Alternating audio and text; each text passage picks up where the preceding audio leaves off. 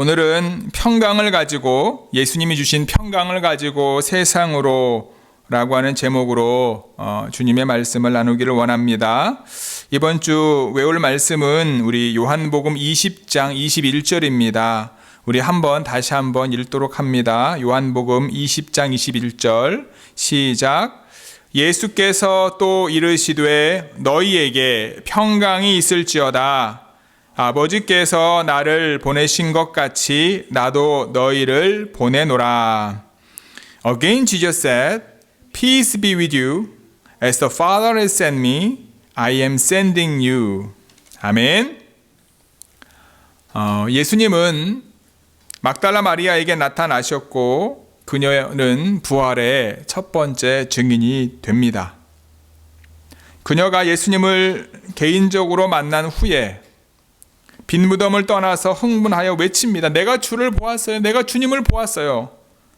본문에서 예수님은 제자들에게 나타나셨습니다. 예수님께서 마리아의 슬픔을 씻어내신 것처럼 부활하신 예수님은 제자들의 마음속에 있는 죽음에 대한 두려움을 몰아내셨습니다. 예수님의 사랑은 두려워하는 제자들을 변화시켜 세상을 바꿀 용감한 하나님의 사도가 되게 했습니다. 여러분 모두가 부활하신 예수님께서 주시는 평강과 사랑 그리고 보호가 충만한 하나님의 자녀가 되기를 주님의 이름으로 축복합니다. 그리고 각 사람을 부르시는 예수님의 인격적인 음성을 듣고 주님의 사랑을 전하는 저와 여러분 모두가 되기를 주님의 이름으로 축복합니다. 예전에 페이지 터널이라고 하는 한국 드라마를 본 적이 있습니다. 여러분 보신 적 있나요? 페이지 터널? 아마 우리 피아노 치는 분들은 아실 거예요. 페이지 터널은요, 피아니스트가 긴 음악을 연주할 때 옆에 앉아서 페이지를 박자에 맞게 넘겨주는 역할을 하는 사람을 말합니다.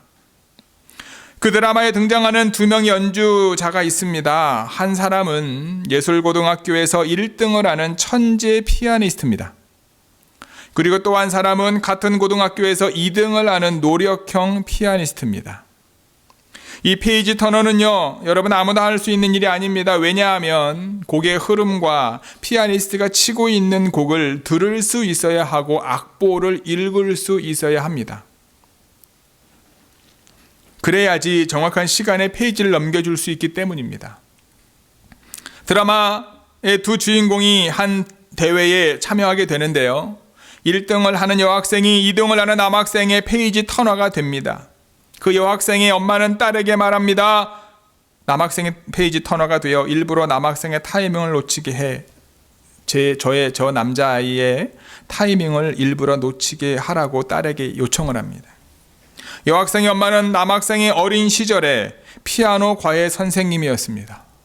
당시에 남학생은 과외 선생님이 이 여학생의 엄마를 무시했었기 때문에, 그런 경험이 있었기 때문에 그러던 중에 자신의 딸이 피아노 천재인 걸 나중에 알게 된 거죠. 그녀의 어머니는 2등은 다시 올라오지 못하도록 밟아 놓아야 한다고 하면서 자신의 딸에게 페이지 터널을 자원하라고 합니다.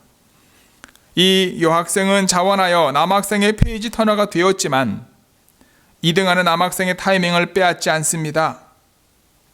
그런데 이 남학생의 연주가 끝나자 항상 1등하는 이 여학생의 페이지 터너로 자원합니다. 문제는 남학생이 여학생의 페이지를 넘겨주다가 실수하는 척 하면서 일부러 악보를 떨어뜨립니다.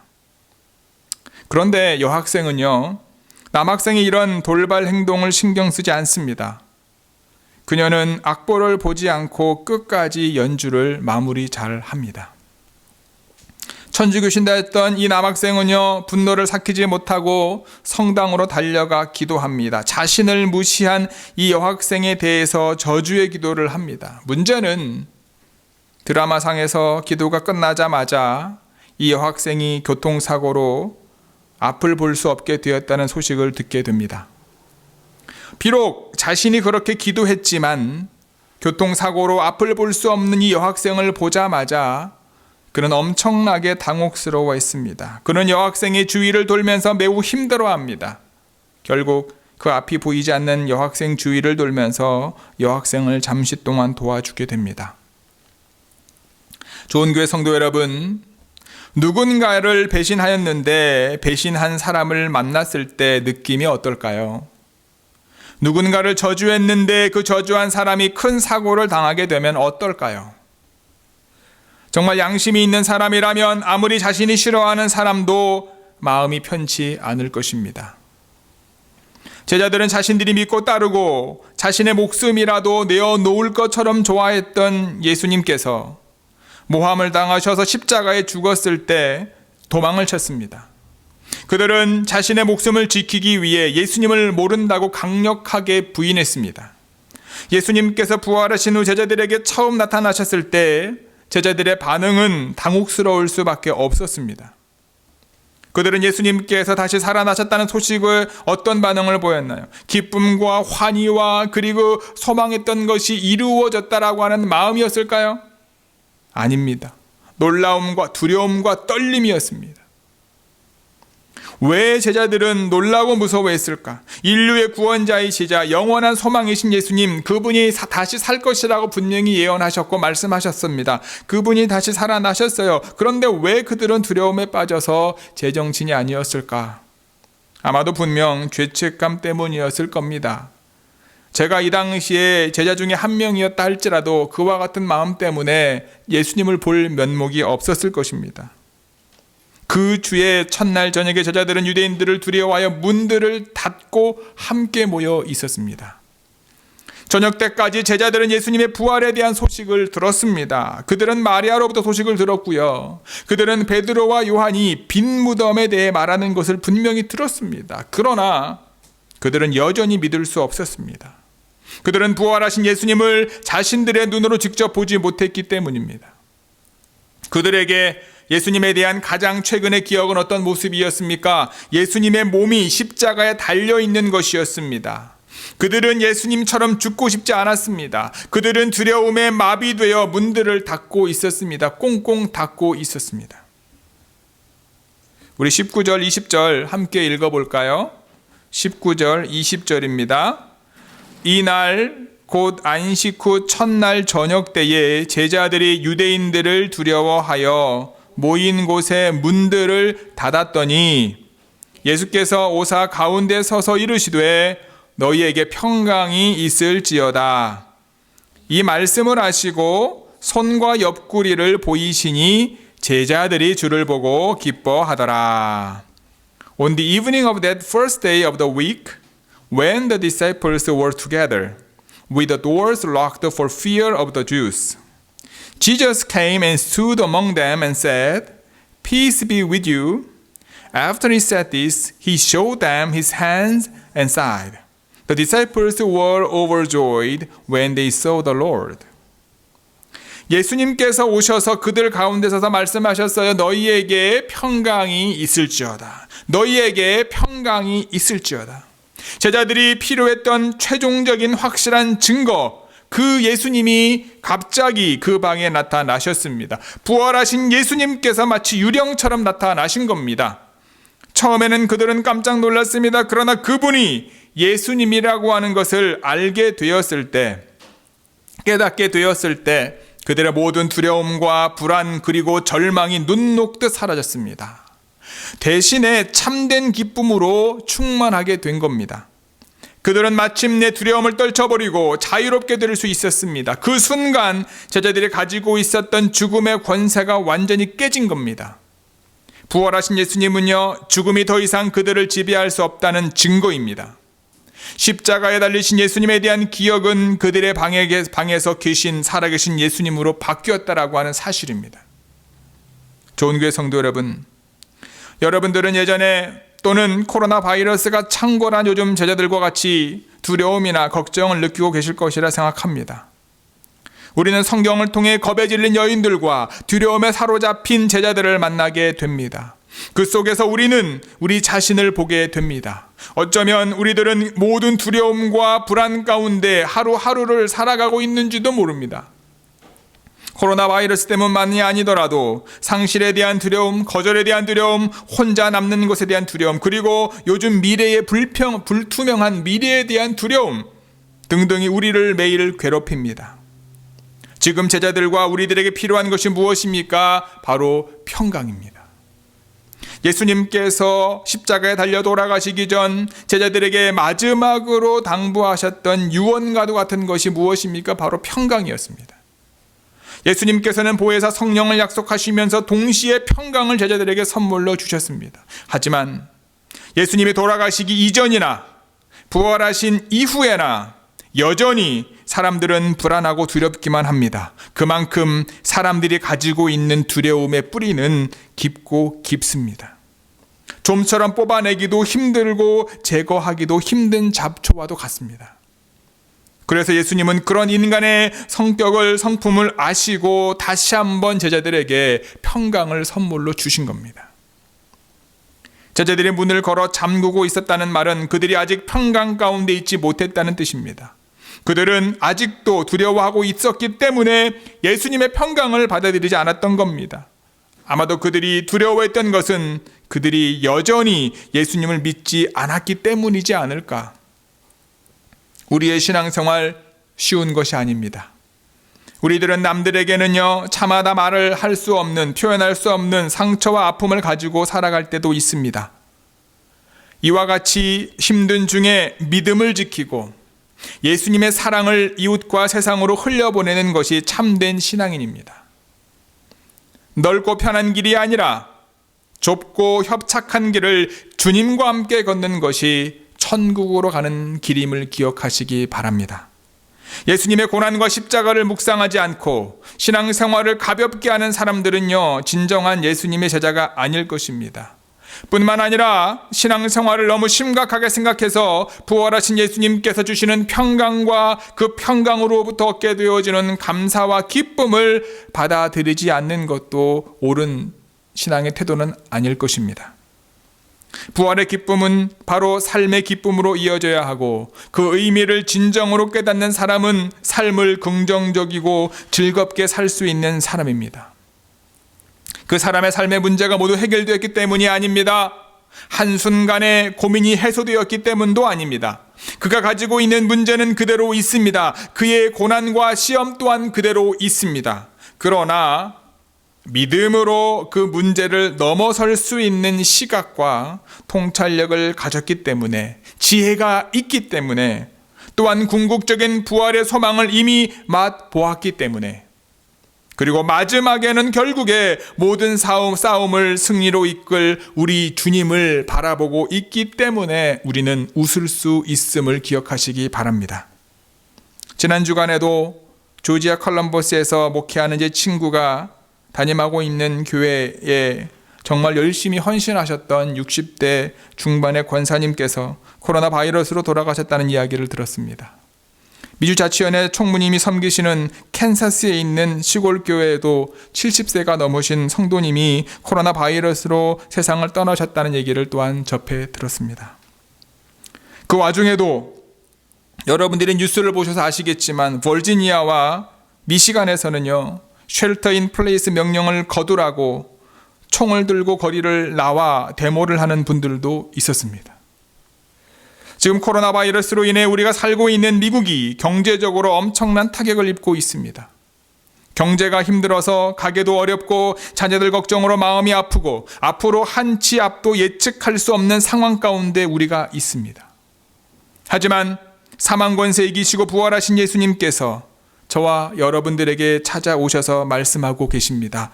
평강이 너희에게 있을지어다. 부활의 기쁨을 다른 사람들에게 전해줄 수 있는 사람은 어떤 사람입니까? 복된 사람입니다. 우리의 피할 수 없는 심각한 상황으로 두려움에 떨지 않고 믿음의 눈으로 바라볼 줄 아는 사람, 행복한 사람입니다. 우리가 겪고 있는 아픈 상황과 힘들었던 시간들을 삶의 자양분으로 삼고 의미를 부여할 수 있는 사람, 하루도 예측할 수 없는, 알 수 없는 미래를 두려워하기보다 믿음으로 기대하고 기도할 수 있는 사람은 하나님이 생각하는 복된 사람임을 기억하시기 바랍니다. 지금 이 시간 저와 여러분이 바로 그런 행복하고 복된 사람임을 기억하시길 주님의 이름으로 간절히 축복합니다. 21절 우리 함께 읽을까요? 21절입니다. 예수께서 또 이르시되 너희에게 평강이 있을지어다. 아버지께서 나를 보내신 것 같이 나도 너희를 보내노라. Again Jesus said, Peace be with you. As the Father has sent me, I am sending you. 다시 예수님이 말씀하십니다. 너희에게 평강이 있을지어다. 아버지께서 나를 보내신 것 같이 나도 너희를 보낸다. 마리아처럼 제자들도 너무 행복해서 부활하신 예수님과 함께 많은 시간을 보내고자 했을 것입니다. 그들은 그분을 붙잡고 결코 놓아주고 싶지 않았을 것입니다. 그 방에서 그들과 예수님만 영원히 함께 있기를 바랬었을지도 모릅니다. 어떤 분들은요, 아마도 자신이 사명에 적합한 자인지에 대해서는 확신하지 못하고 있을 수도 있습니다. 예수님은 요한복음 17장의 말씀을 통해서 말씀합니다. 제자들을 세상에 보내시면서 기도하셨습니다. 그러나 그분의 기도는요, 제자들에게만 해당되지 거기서 끝나지 않습니다. 주님의 기도는요, 지금 우리를 위한 것입니다. 사람들이 예수님을 알도록 하기 위해 우리를 세상에 보내셨고 남겨주셨습니다. 예수님은 어둡고 죽어가는 세상 사람들에게 자신을 알게 하기를 원하십니다. 그리고 그분은 우리와 같은 불완전한 사람을 통해 그 일을 하기를 원하신다라고 하는 사실입니다. 예수님은 말씀하십니다. 아버지께서 나를 보내신 것 같이 나도 너희를 보낸다. 요한복음 1장은 예수님께서 이 어두운 세상에 빛으로 오셨다고 말합니다. 그러나 사람들은 그분을 받아들이는 대신에 조롱하고 거부하고 미워하고 마침내는 죽였습니다. 하나님께서는 이것을 아셨지만 세상을 너무도 사랑하셔서 독생자를 보내주셨습니다. 하나님께서는 그의 아들 예수님을 보내셔서 진정한 사랑이 무엇인지를 우리에게 보여주셨습니다. 진정한 사랑은요, 끝까지 희생적이고 무조건적인 겁니다. 이러한 사랑은 오직 하나님께로부터만 옵니다. 하나님의 사랑은 우리를 하늘에 계신 아버지께로 인도합니다. 예수님은 우리를 세상에 보내시고 희생적이고 무조건적인 사랑으로 세상을 감격시키고 세상을 섬김으로써 죄인들을 하나님 아버지께로 돌아오게 하라고 말씀하고 있는 겁니다. 다른 사람을 사랑하기 위해 우리는 예수님처럼 우리의 생명을 기꺼이 내놓을 수 있어야 되겠지요. 솔직히 말해 쉬운 것이 아닙니다. 그런데 우리가 더 이상 세상에 속하지 않았기 때문에 세상은 우리를 거부할 수밖에 없는 그런 상황. 우리는 예수님께 속하였으며 예수님과 함께 하늘의 부르심을 나누고 있다라고 하는 사실을 잊어서는 안 된다라고 하는 거죠. 우리도 예수님처럼 하나님께로부터 세상을 보내심을 받았다라고 하는 사실을 잊지 않고 성령의 충만함 가운데 나아가 여러분들의 삶의 자리가 그분이 보내신 그 뜻을 이루는 삶의 자리가 되기를 주님의 이름으로 간절히 축복합니다. 주님이 말씀하십니다. 나도 너희를 보낸다. 제자들이 부활하신 예수님을 직접 만나 예수님께로부터 받는 말씀이 무엇입니까? 나도 너희를 보낸다. 어디로 보낸다는 말씀입니까? 세상을 향해 보낸다라는 거죠. 예수님이 우리 각자를 보내셨어요. 가족에게로 보내셨고 학교로 보내셨고 직장으로 보내셨습니다. 다른 나라로 보내셨을 수도 있습니다. 그곳이 어디든지 사람들에게는 예수님이 필요합니다. 우리가 예수님의 사랑을 안다면, 먼저 알았다면 그분은 우리를 사용하시기를 원하십니다. 우리를 보내신 거죠. 우리 자신에게 물어보아야 됩니다. 예수님이 나를 어디로 보내셨는가? 하나님께서 이 시간에 저를 이곳으로, 이 샌프란시스코로 보내셨는 줄 저는 믿습니다. 이 삶의 자리에 예수님이 필요하고 예수님의 은혜와 사랑과 평강이 필요한 이들에게 하나님이 원하시는 것을 흘려보내기 위해 저를 이곳으로 불러주셨는 줄 저는 믿습니다. 여러분들의 삶의 자리, 그 자리는 내가 선택해서 간 것처럼 우리가 느낄 수 있지만 주님께서 여러분들을 보내셨음을 잊지 않게 되기를 주님의 이름으로 축복합니다. 22절부터 23절 같이 읽어볼까요? 부활하신 주님은 22절 23절 같이 읽겠습니다. 시작. 이 말씀을 하시고 그들을 향하여 숨을 내쉬며 이르시되 성령을 받으라. 너희가 누구의 죄든지 사하면 사하여질 것이요 누구의 죄든지 그대로 두면 그대로 있으리라 하시니라. And with that he breathed on them and said, Receive the Holy Spirit. If you forgive anyone his sins, they are forgiven. If you do not forgive them, they are not forgiven. 아멘. 예수님은 그들을 성령의 능력과 임재하심으로 보내셨습니다. 그냥 보내신 게 아니죠. 어느 누구도 복음 전파를 자신의 힘으로 할 수 없습니다. 그리스도의 제자로 내 힘과 능력으로 살아갈 수 없습니다. 우리가 아무리 노력한다 할지라도 어느 누구도 다른 사람을 변화시킬 수 없습니다. 그러나 우리가 예수님 안에 있는 용서의 복음을, 사랑의 복음을 선포할 때 성령께서 역사하셔서 사람들의 삶 가운데 역사하는 죄의 권능으로부터 해방시켜 주신다라고 하는 사실입니다. 성령께서 우리 안에 계시다는 것은 우리가 모든 일을 우리 자신의 힘으로 할 필요가 없고 두려워할 필요도 없다는 것을 의미합니다. 우리는 단지 주님께서 언제든지 나를 사용하시도록 준비되어 있기만 하면 되는 거죠. 오늘 본문은요, 예수님께서 두려움에 빠진 제자들을 찾아오셔서 구체적으로 평화를 만드는 과제를 남겨주신 겁니다. 첫째는 서로 용서하는 거겠지요. 만일 우리가 부활과 평강의 정신으로 살아간다면 우리는 보복을 한다거나 폭력을 행사하지 말아야 할 뿐만 아니라 남들에 대하여 원한이나 분노를 가져서도 안 될 것입니다. 여러분, 제가 오늘 아침인가 어제 저녁에 뉴스를 봤는데 이 코로나 바이러스 때문에 우리가 많은 어려움들이 있지만 또 다른 좋은 소식은 아니지만 감소된 게 있습니다. 뭔지 아십니까? 그게 이 코로나 바이러스 때문에 전 세계적으로 강력 범죄가요 50% 이상 줄었습니다. 뭐 미국만 보더라도 여러분 시카고 다운타운 같은 경우에는 한 달에 뭐 몇백 건씩 일어났던 강력 범죄가요 100건 미만으로 떨어졌습니다. 더 웃긴 건 뭔지 아십니까? 시리아의 정부군과 반군이 계속 싸우고 있잖아요. 이 시리아의 반군과 정부군이 휴전을 했습니다. 우리 코로나 바이러스를 퇴치하는 게 먼저다. 멕시코에 있는 갱들은요, 여러분 같은 동네에 서로 갱들이 총질하고 막 싸우잖아요. 이들이 서로 휴정을 맺었습니다. 그리고 이들이 뭐라는 줄 아십니까? 거기 코로나 바이러스 걸려있는 사람들을 돕고 있어요.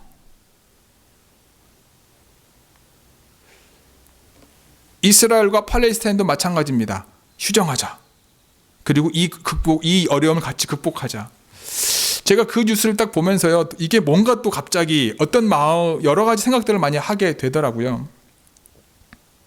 무엇이 우리로 하여금 이 코로나 바이러스가 끝나도 다른 데는 모르겠지만 그런 그 동네들, 이스라엘, 팔레스타인이나 멕시코 갱스터들끼리 싸우는 곳이나 아니면 시리아 거기도 그냥 그대로 그냥 쭉 가면 어떨까? 그 부분을 잠깐 제가 기도해 보았습니다. 우리는 예수님께서 우리를 용서하신 것처럼 서로를 기꺼이 용서할 수 있어야 됩니다. 분노와 원한은 이미 마음속으로 상대방을 죽이는 겁니다. 설령 상대방이 정말 큰 잘못을 했고 나의 마음을 아프게 했다 할지라도 우리가 먼저 용서의 손을 내밀어야 할 줄 믿습니다. 만약 그렇지 않는다면 우리는 또다시 폭력의 악순환에 빠지고 말게 될 것입니다. 예수님께서 먼저 그 분노와 원한의 악순환을 끊고 제자들을 찾아오셨듯이 우리 역시 우리를 배신하고 배반한 사람들에게 또 다른 안갚음을 내는 것이 아니라 사랑의 마음을 가지고 용서하고 그들을 위해서 기도한다면 주님이 원하시는 평강의 사도로, 피스메이커로 우리가 삶을 살 수 있게 되는 것입니다. 예수님께서 우리를 용서했듯이 우리도 남을 용서해야 우리는 주님을 구원자로 예배할 수 있게 됩니다. 예수님의 부활은 우리를 평화의 삶으로, 우리를 화해의 삶으로, 우리를 신앙의 삶으로 불러내고 있습니다. 그의 부활은 죽음에 대한 우리의 두려움과 대결하며 그리스도 자신의 기쁨으로 우리를 채워줍니다. 그리고 그리스도의 공동체를 통해 매일 용서와 화해를 훈련하면서 하나님이 원하시는, 주님이 주시는 평강의 공동체로 만들어 가며 하나님이 원하시는 하나님의 나라가 이와 같은 과정을 통해 이 땅에 세워지는 줄 믿으시기를 바랍니다. 이러한 모든 사역을 가능하게 하는 것이 바로 성령님이십니다. 마치 에스겔의 마른 뼈들에게 생기가 들어가자 새로운 생명이 되었듯이 패배와 좌절과 두려움 가운데 있는 제자들에게 예수님의 성령을 불어넣어 주셨습니다. 새로운 능력을 힘입게 한 거죠. 예수님의 공생의 사역의 핵심은 바로 죄를 사하는 것이었습니다. 하나님의 자녀로 회복시키는 것이었습니다. 그들에게 하나님 나라 복음을 증거하는 것이었습니다. 이 모든 것이 위로부터 부어지는 성령의 힘을 의지하지 않고서는 불가능한 겁니다. 예수님과 함께 우리 부활을 경험하는 성도는 웃으면서 신앙생활을 할 수 있어요. 힘들고 어려운 중에도 감사함을 가지고 나아갈 수 있음을 기억하시기 바랍니다. 더 나아가 다른 사람에게 힘이 되어줄 수 있고요. 다른 사람을 격려할 수 있고요. 피스메이커가 될 수 있는 거죠. 오늘 하나님 앞에 나온 저와 여러분 모두가 우리의 모든 삶의 자리에서 예수님이 주시는 평강, 그 평강을 증거하고 흘려보낼 수 있는 믿음의 하나님이 사용하시는 통로가 되기를 소원합니다. 하나님께서 예수님을 세상에 보내신 것처럼 예수님께서 우리를 세상에 보내셨음을 기억하시기 바랍니다. 성령의 충만함으로 우리가 보냄을 받은 곳에서 하나님의 뜻을 이루어 드리는 저와 여러분, 우리 좋은 교회 모든 성도님들이 되기를 주님의 이름으로 간절히 축복하고 기도합니다. 아멘. 기도하시겠습니다.